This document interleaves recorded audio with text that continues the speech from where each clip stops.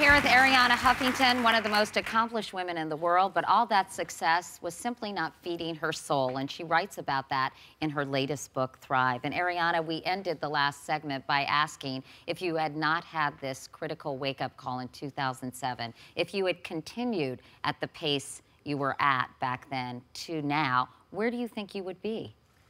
I really honestly think that I could have had a heart attack, a blood clot. I hear from so many people who've had similar things happen to them. So I kind of am very grateful for this wake-up call, because I had had other wake-up calls in my life that should have woken me up, you know, like having a breast cancer scare, losing my first baby, you know, moments in life when I could have woken up, but I didn't. And so this time I really did, and I'm every day grateful for that. I know you divide the book up into well-being, wisdom, wonder, and giving. And when it comes to well-being, you talk about things like walking, the importance of walking. You talk about Thoreau. I love the book, by the way. I really enjoyed reading it. You talk about meditation, but you also talk about the biggest enchilada, which is sleep. I don't think sleep has ever been described as an enchilada, but whatever. Anyway, you have actually installed sleeping pods at the offices of Huffington Post. And tell me what you have learned about sleep and why you think it's so critically important. So what I have learned, and the science, Katie, is absolutely conclusive, is that it's like a miracle drug. It's the best, easiest thing we can do for not just our health, but our mental clarity, our creativity, our productivity, our ability to give and enjoy our lives.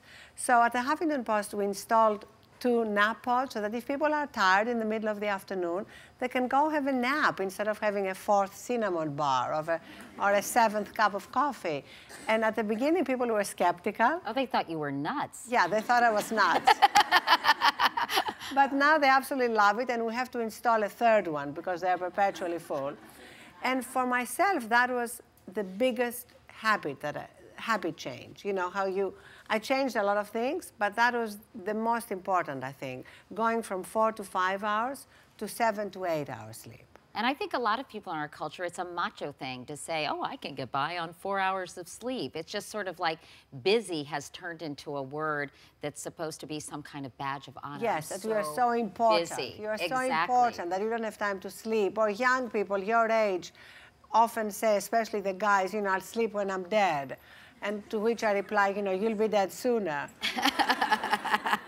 But how realistic, I know you recommend that people, all people get more sleep. But, you know, for, let's say, a working mother, and she's holding down 2 jobs, perhaps she's a single mom, she's struggling, she's taking care of her kids. I mean, how realistic is that? Well, that's why I start with very small steps. Like at the end of the well-being chapter, the first small step is get 30 minutes more than you are getting now. That may mean not watching House of Cards, or not watching, you know, a show that you like at night. You know, it may mean giving up something.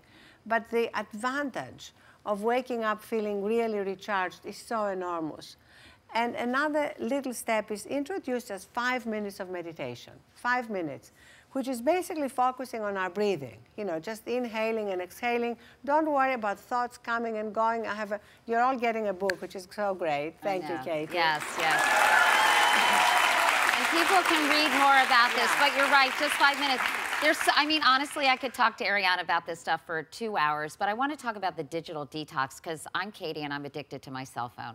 Hi, Katie. Anyway, I mean, you did a digital detox, I know, and how hard was it? Because I start to twitch, and I've noticed I was visiting my mom for her 91st birthday. She came up, and my sister and I were sleeping in our old bedroom, and my mom came up, sat on the bed, and wanted to talk to us.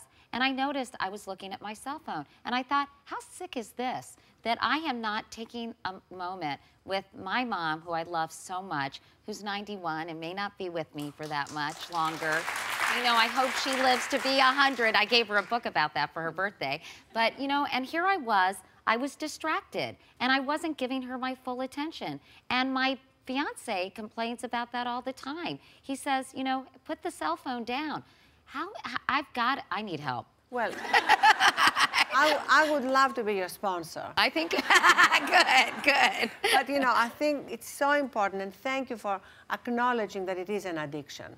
And I have it, all of us in a way have it to some degree or another, and creating a support group is important.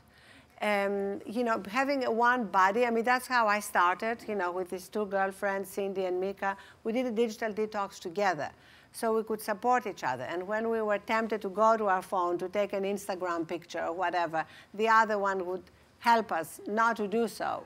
So I think that the recognition that we are actually taking better care of our smartphones than we are taking care of ourselves is very important here. Do you notice how the minute it goes down in battery, we rush for a little recharging shrine to charge it? Right, you're right. It's true. It's a sickness. And I think it's one thing's interesting, I think, of many things in the book, is you talk about companies that are now trying to kind of institute no email policies for certain hours of the day. They're trying to allow employees to be less accessible, because I think, like, people who work on the show, they're like, how could you possibly do that?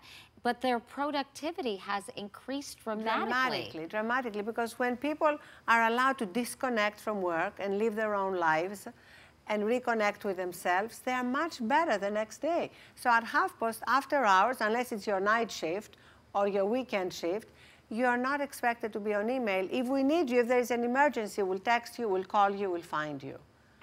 And, you know, just one more thing about you, because I follow you on Twitter. And you tweeted in the middle of the night that you couldn't sleep.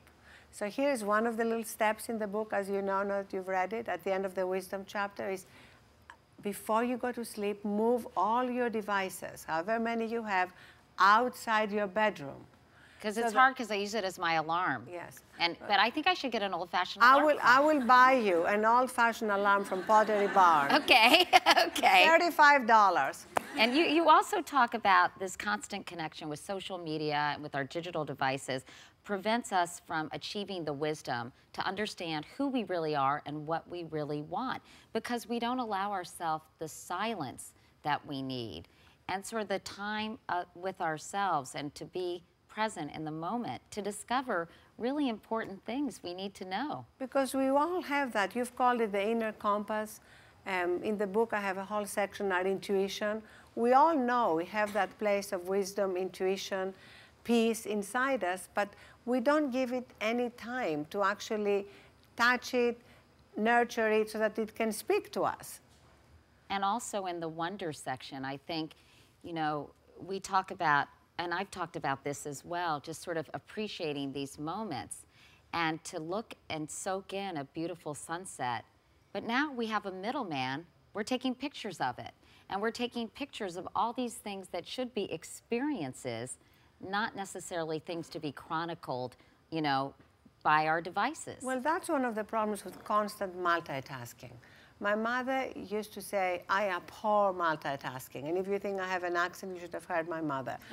And the point is that sometimes we need to just be 100% present, because that's where real joy comes. And whenever we really are in love or love doing something, we give it 100%, and there's tremendous power in that. And finally, you talk about really about generosity and about the importance of giving. You say go-getters are good, but go-givers are better.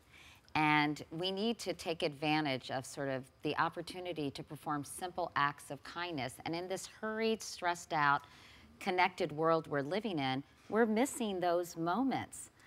Which again can be very simple. One of the little steps at the end of the giving section is make a personal connection with people that normally you would take for granted, like the barista in the coffee shop, the checkout clerk, the cleaning crew in your office. And immediately you become so much more present and so much more connected. I had a mother who was constantly giving. She had a bag full of nuts and chocolates and was constantly giving to people. And one day, a lady admired her necklace, and she took it and gave it to them. And she said, oh, what can I give you back? And my mother said, this is not a trade, darling. It's an offering. And living in that state of giving.